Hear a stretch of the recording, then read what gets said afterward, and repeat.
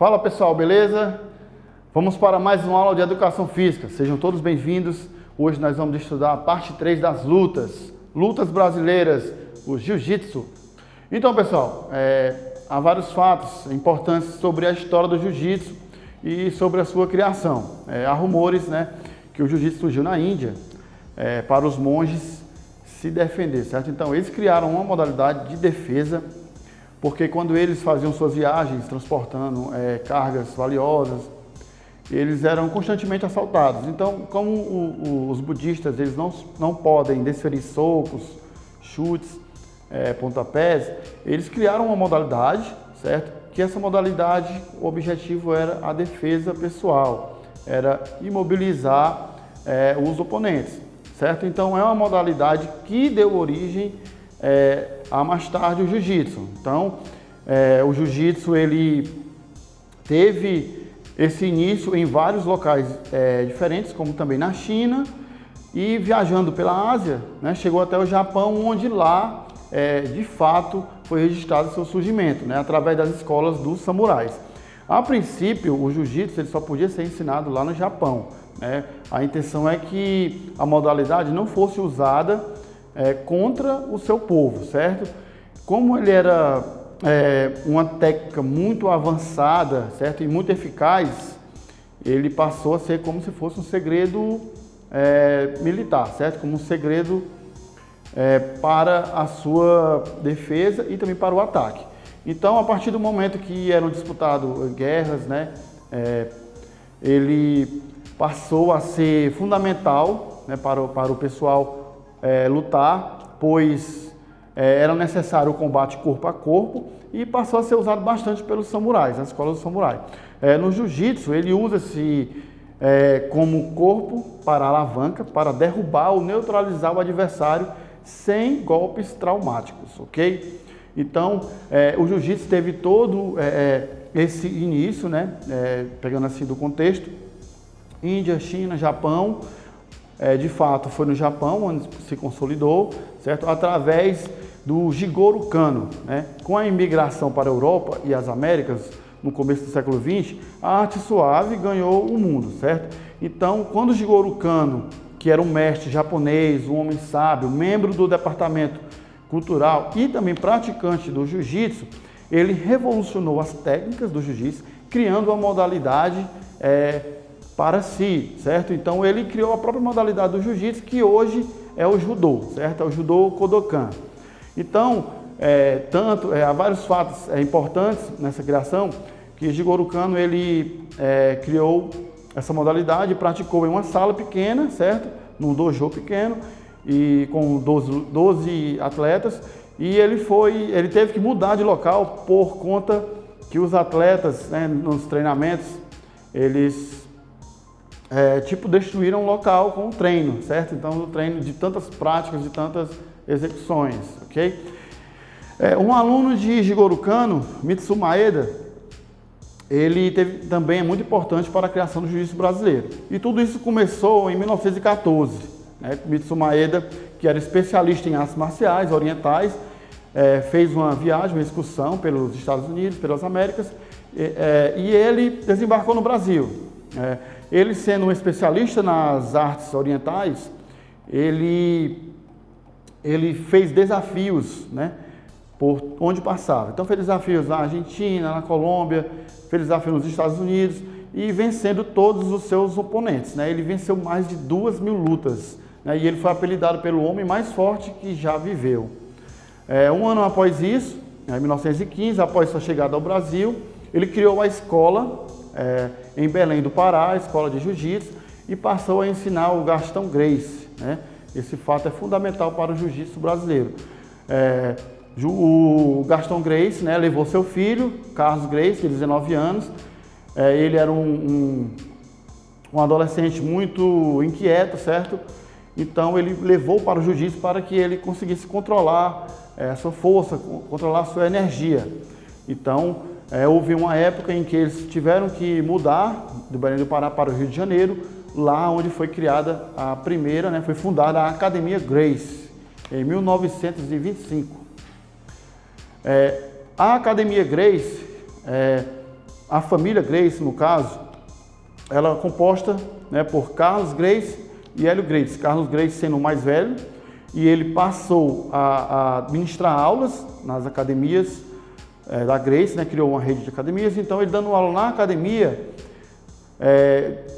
conseguiu conquistar vários alunos, certo?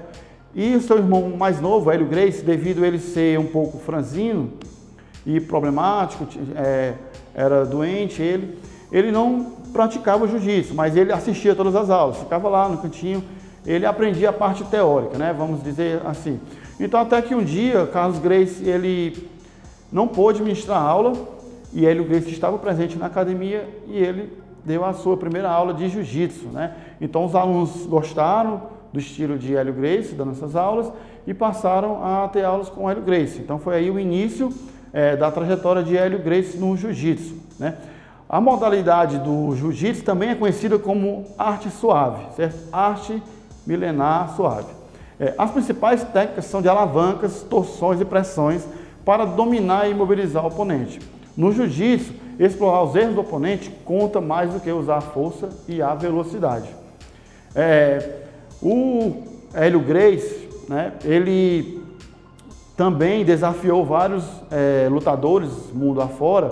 Então eles colocavam anúncios em jornais desafiando as pessoas, e eles vinham de todas as partes do mundo para lutar contra eles, e eram todos derrotados, na maioria das vezes, né? Houve alguns empates, ele perdeu uma luta para o Kimura, que é um praticante do jiu-jitsu, do judô no caso, praticante do judô lá no Japão.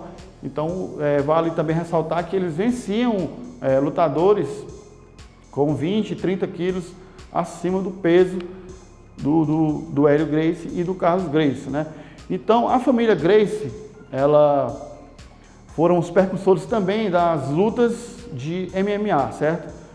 Foi criado o The Ultimate Fight, né, que é um campeonato de artes marciais místicas, múltiplas.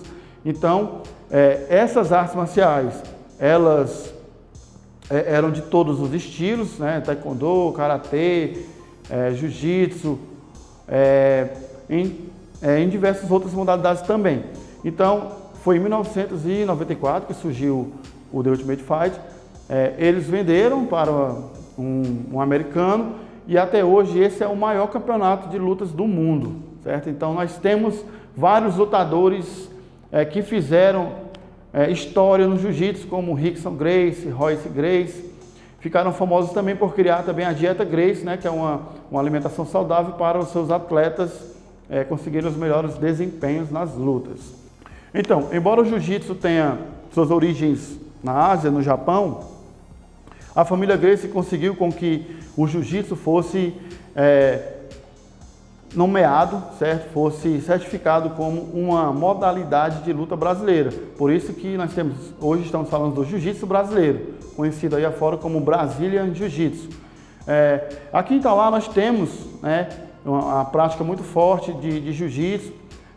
Então nós hoje vamos ter a participação dos meus professores, né, do professor Magno França, faixa preta de jiu-jitsu, e do professor Renato Pereira, certo? Então a gente vai falar um pouco sobre, eles vão falar um pouco sobre o jiu-jitsu aqui em Itauá e sobre a equipe SAS, que é a equipe que a gente faz parte aqui no município, ok? Então, pessoal, depois de a gente falar um pouco sobre a história geral do jiu-jitsu, né, de sua criação, de algumas curiosidades, nós vamos falar sobre o jiu-jitsu em Itauá, né? Nós temos uma grande luta, né, que o professor Magno França, que é meu professor, faixa preta de jiu-jitsu, vem travando há alguns anos aqui em Itauá, certo? Ele vai falar um pouco aqui da sua trajetória e do jiu-jitsu aqui na cidade. Meu nome é Magno França, sou professor faixa preta de jiu-jitsu primeiro dan, da equipe SAS Team de Itauá, certo? Já venho aí com a trajetória aí de quase 18 anos no esporte. Já vi toda a construção, desde o início que o jiu-jitsu apareceu aqui na nossa região até os dias de hoje, ou seja, já vi uma leva, vários atletas, alunos se formarem nesse tipo de arte marcial. É um prazer estar aqui com vocês, falando um pouco do jiu-jitsu na nossa região, que poucos têm o conhecimento da grandeza que ele é. Na nossa região, eu acho que poucas das pessoas sabem de quantos campeões saíram já daqui, né? Temos aí exemplos como a própria Viviane Sucuri, ex-lutadora do UFC. Temos o famoso Lucas Tortuga, né? Um grande professor que hoje despontou em uma grande equipe aí fora. Temos também Bruno Carpo, né? Que além de lutador de jiu-jitsu, também professor de Muay Thai. Então, são pessoas dentro do nosso próprio município com esses grandes talentos. Temos uma garotinha que nos acompanha, faz parte da nossa equipe, que é a Agatha Marília, né? Ela tem apenas 12 aninhos, mas já vem levando nas costas aí a premiação de vice-campeã mundial e campeã brasileira, dentre outros títulos, né? Então é um prazer, né, transmitir um pouco de conhecimento que a gente tem através do esporte, através da disciplina das artes marciais, e eu venho aqui apenas para contribuir com essa aula e com vocês. Professor, e como o jiu-jitsu chegou aqui em Itauá? Como foi o seu início no jiu-jitsu? Desde a minha época, quem trouxe para aqui para a cidade foi o empresário, né, e também meu professor, foi meu primeiro professor, o empresário Laércio Araújo. Ele foi quem apresentou o jiu-jitsu de certo modo aqui na cidade, foi a pessoa que foi o primeiro empreendedor dessa modalidade na cidade, foi quem apareceu com os primeiros kimonos, quem construiu o primeiro espaço. E de lá para cá alavancou. A gente já dentro do município já pôde promover alguns torneios, alguns campeonatos, né? Dentre eles o Open Cabra Arretado, que já é promessa para esse ano de 2021, né? O terceiro Open Cabra Arretado, que é um torneio que envolve diversos atletas de diversas regiões, até de outros estados, para motivar o esporte, né? E a modalidade dentro da cidade. E assim, no tatame, né, nós temos uma grande consideração pelos praticantes, né, que a gente acaba falando que constrói uma família, né? O que você podia falar para a gente sobre essa parte, né, a parte do respeito, da honra e dedicação dos praticantes enquanto ao social também? Assim, e se falando nessa questão do... Vamos falar um pouco do jiu-jitsu, né? Dessa questão da conduta do jiu-jitsu. Como é tradicional de todas as artes marciais, o que impera é o respeito e a disciplina. E isso o jiu-jitsu ele vai além daquelas 4 linhas, daquele tatame, né? Ele vai bem afora. Ele não proporciona ao praticante não só a questão da defesa pessoal, de uma modalidade esportiva, e sim moldar grandes cidadãos para a sociedade. Então, falando um pouco, a gente sempre reverencia, né? A gente tem a palavra osso, né? Que muitas pessoas perguntam qual o significado. É uma forma, é um cumprimento, é uma reverência, é um agradecimento, é um obrigado pelaquilo que foi transmitido, pelaquilo que foi praticado. Temos outras normas e condutas, né? Que é o respeito à hierarquia dentro do tatame, aos professores, aos mais graduados. Você pratica há 18 anos, né? E como foi assim, até chegar na faixa preta, né? Quais foram as suas dificuldades? Foi suado, viu? Foi sofrido, assim, sofrido no bom sentido. Que quando a gente faz as coisas com prazer e dedicação, sempre vem um bom resultado. E eu digo que eu sou um faixa preta formado por excelentes professores. Eu não tive só um único professor. Eu sou um faixa preta moldado por professores em grande destaque no cenário do jiu-jitsu cearense. Posso até dar alguns exemplos deles, né? Tem Rafael Gárgua, que além de um professor de jiu-jitsu, é também um lutador de MMA. Tem professor Laércio Araújo também, Rafael Cidrim, é meu professor que me acompanha até hoje, né? Que é policial militar também. E também eu tenho um grande agradecimento e feição para o professor Rodrigo Oliveira, que é um médico veterinário, né, que esteve aqui há uma temporada passando na cidade e que nos deixou um grande legado para o jiu-jitsu tauaense. Aí, Sensei, essa grande trajetória, né, você já viu muita coisa no jiu-jitsu. Queria que você deixasse um recado aí para essa juventude, né, que está aí ociosa, desse um convite a eles conhecer o jiu-jitsu aqui. Eu não costumo puxar pro meu lado não, né? Senão eu fico meio duvidoso, mas e sim pro esporte em si. Pratiquem um esporte, né? Ele cura a alma e também o corpo, certo? É um equilíbrio muito bom e vocês vão ver a satisfação. Se escolherem assim uma arte marcial, não optem, né? Escolhem o jiu-jitsu, certo? Não querendo assim puxar pra gente, né? Mas é um esporte que serve como um todo, certo? Para a questão física, para a questão da saúde mental, da disciplina como um todo, e foi o esporte, foi o local onde eu encontrei as melhores amizades da minha vida. Foi dentro do esporte, foi dentro do jiu-jitsu.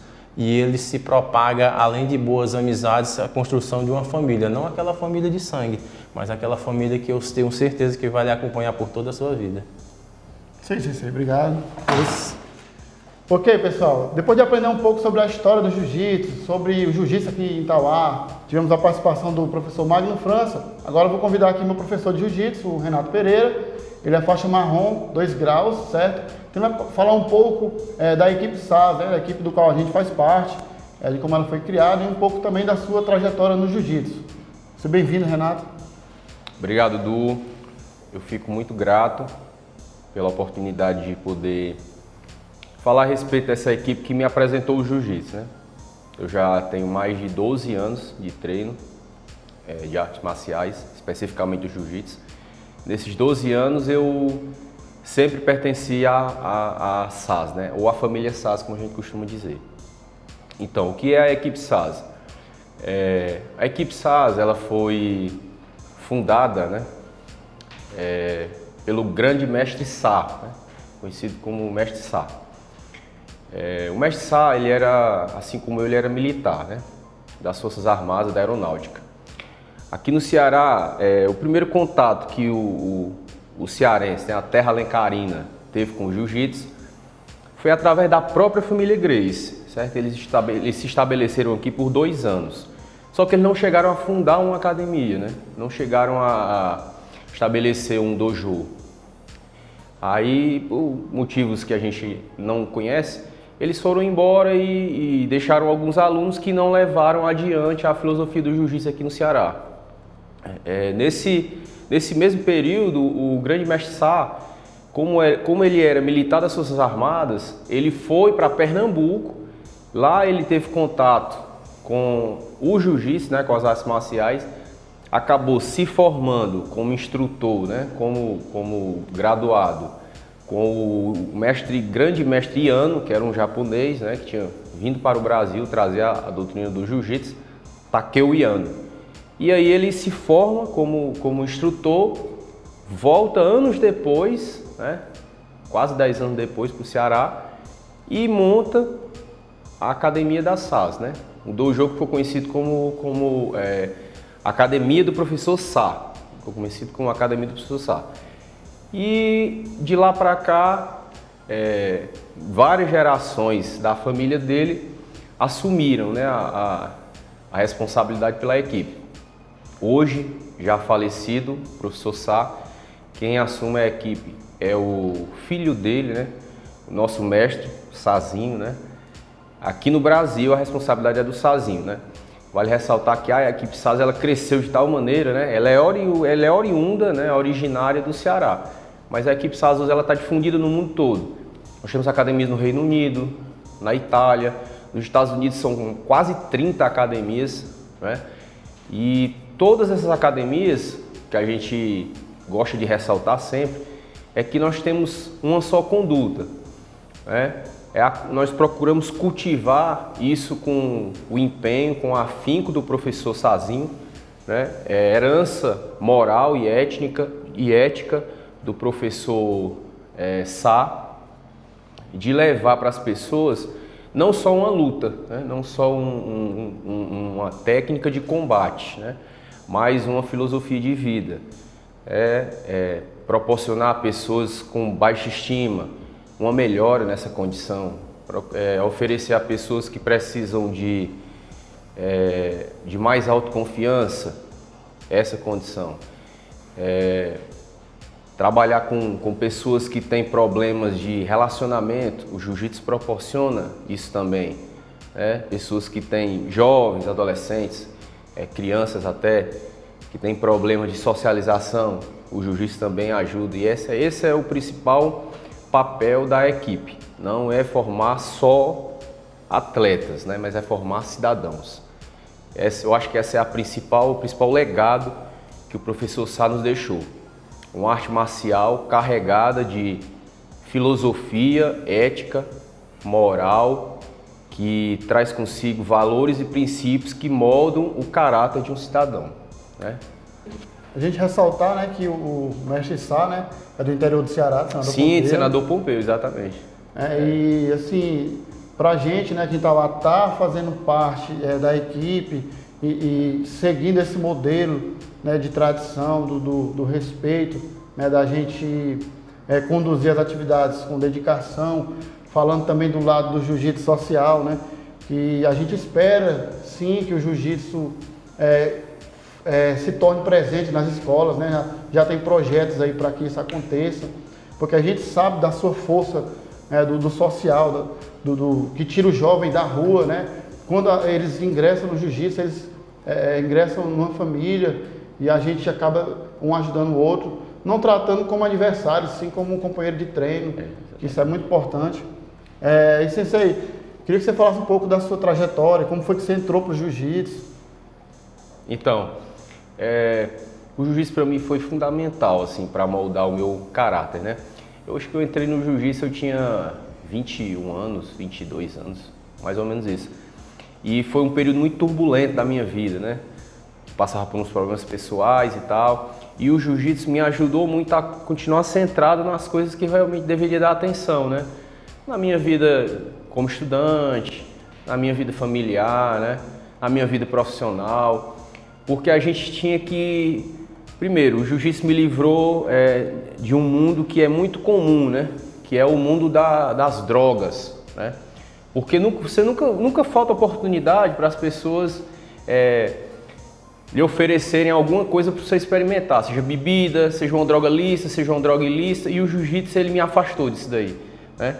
Primeiro que eu não podia beber tanto, porque eu tinha que treinar para competição, né? Na segunda-feira eu tinha que estar lá bem cedinho na academia para participar dos treinos, e aí não tinha sentido nenhum eu chegar na academia sob efeito de álcool, entendeu?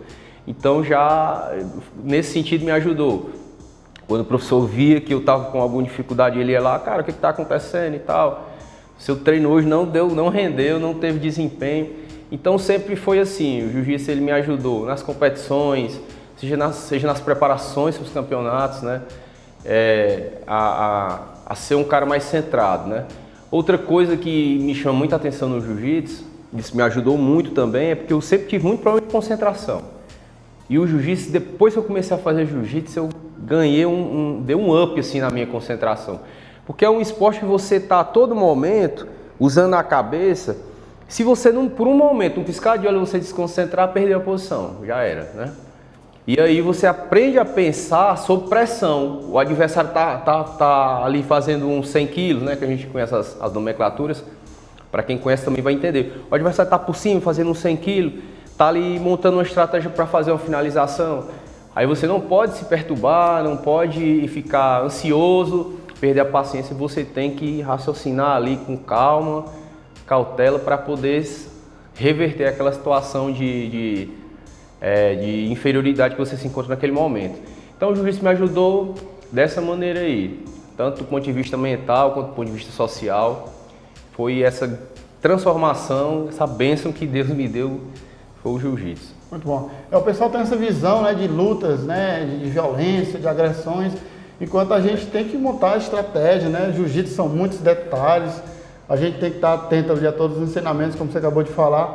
Um segundinho ali, um momentinho, você perde a posição, o jogo vira, né? Então a gente tem que estar sempre ligado e centrado nas situações do jogo, né? Exatamente.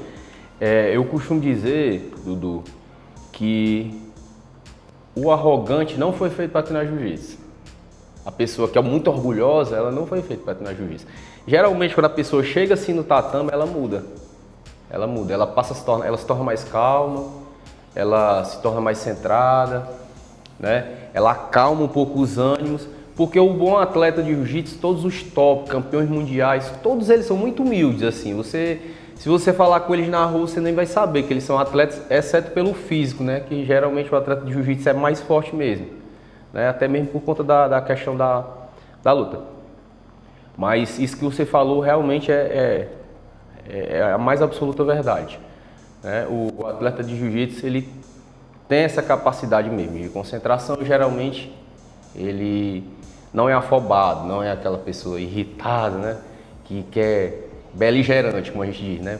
Que gosta de briga, não é isso. Realmente é uma confusão que a gente agradece até a difusão nas redes sociais da arte, né? Porque nesse período em que o professor Sá trouxe o jiu-jitsu para o Ceará, durante mais uns, sei lá, 20, 30 anos, enquanto a arte estava se estabelecendo no estado, teve-se mesmo essa visão de que o jiu-jitsu, o lutador de jiu-jitsu era o pitbull, né? De orelha estourada, é o cara que chegava no bar e acabava com a festa, né? Mas essa visão ela mudou. Realmente, hoje nós vemos que o jiu-jitsu é um esporte, o jiu-jitsu não só o jiu-jitsu, a arte marcial, ela é integradora, ela é disciplinadora e ela ajuda a transformar personalidades para o bem. Não é à toa que tem um código, né, de conduta, código de honra do Bushido, né? Sim. Que tem respeito, lealdade, dedicação, né? Honra, justiça, né? Que a gente deve seguir um código samurai, né? Então isso aí, a honra acima de tudo, né? Sim, essa herança é muito interessante, né? Eu já soube que vocês falaram aí sobre as origens nipônicas do jiu-jitsu, né? Japonesas. É verdade, o jiu-jitsu foi praticado pelos samurais no período em que o samurai era aquele que defendia o senhor feudal, né? Ele era como se fosse um militar que trabalhava para uma unidade específica, né? E ele tinha esse código absolutamente rígido em relação à sua conduta, né? Ele era proibido, por exemplo, a um samurai executar uma pessoa mais fraca. Era desonra para ele fazer isso, né? Uma pessoa forte, aproveitar dessa sua força para humilhar, para tripudiar sobre uma pessoa mais fraca, isso era vergonhoso para o samurai, né? Em alguns casos, essas humilhações públicas levavam até o samurai ao suicídio, né? Que era uma prática muito comum no Japão feudal, né? O samurai que se sentia humilhado dentro desse código de conduta, ele praticava o que a gente chama de seppuku, né? Que ele carregava uma katana para o combate e uma espada menor que, caso ele fosse desonrado, ele esfaqueava, né, o abdômen e se matava por conta dessa desonra.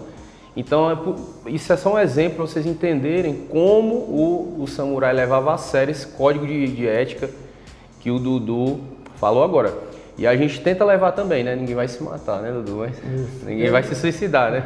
Mas a gente procura levar a sério sim, tá? A questão da honra, da lealdade, da justiça, a gente sempre procura passar à frente. Esse é um dos principais slogans, né? Assim, uma das principais características da equipe SAS.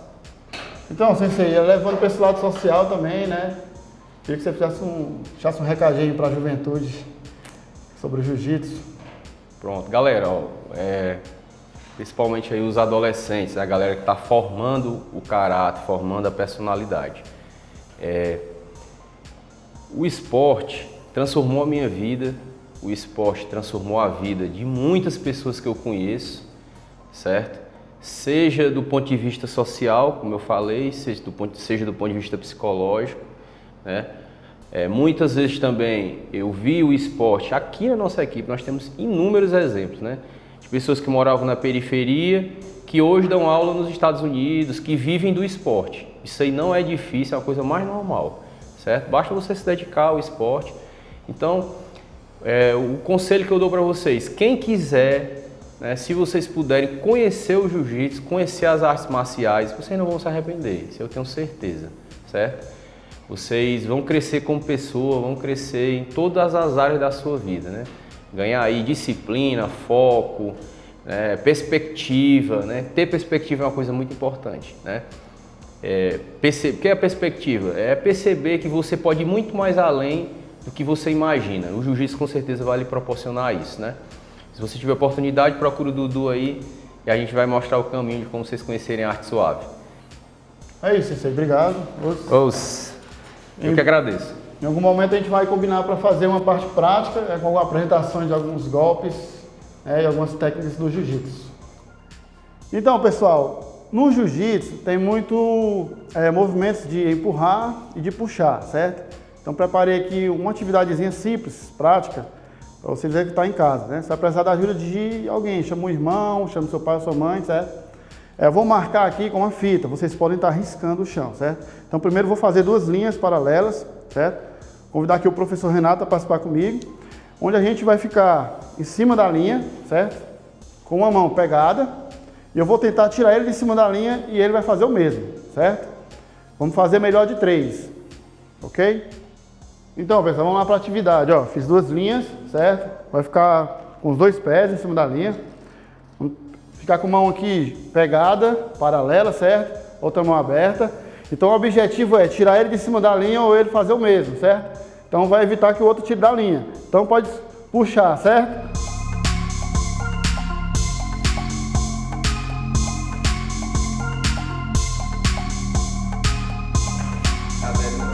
Beleza. Opa, ficou lá, hein?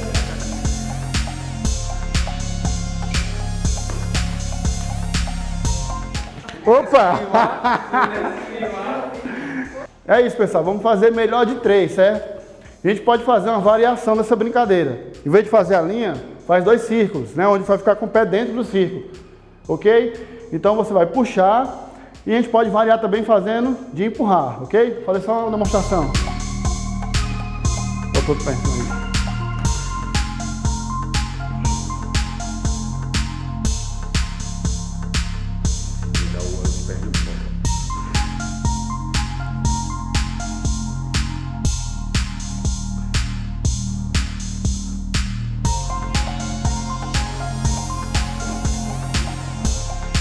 Então é isso, pessoal. Agora é hora de vocês. Façam essa prática, registrem e enviem pra gente, ok? Tchau e até a próxima aula.